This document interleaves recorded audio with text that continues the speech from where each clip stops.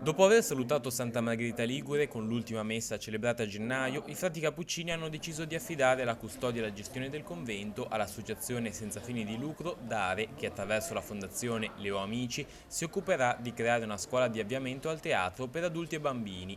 L'apertura è prevista a settembre. Sarà ancora un convento aperto e a servizio della cittadinanza e a settembre aprirò una mia accademia di avviamento al teatro, sia per adulti che per bambini che per ragazzi.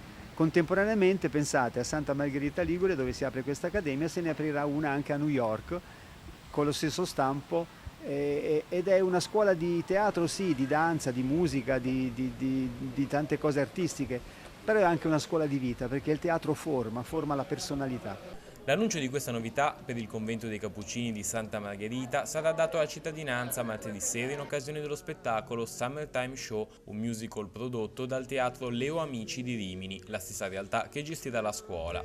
Nell'esibizione la storia del cinema e del teatro musicale dal 1929 fino ad oggi.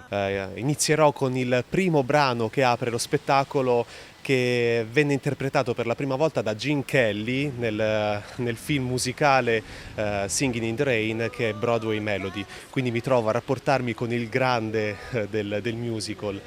Un altro motivo per cui si potrebbe venire a vedere questo spettacolo è che contiene un messaggio bellissimo.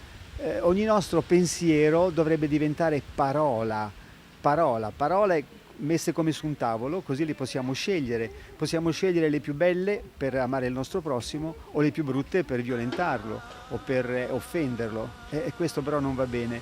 Allora è meglio riempirsi il cuore di buoni pensieri e poter amare il nostro prossimo con delle parole buone, belle, grandi.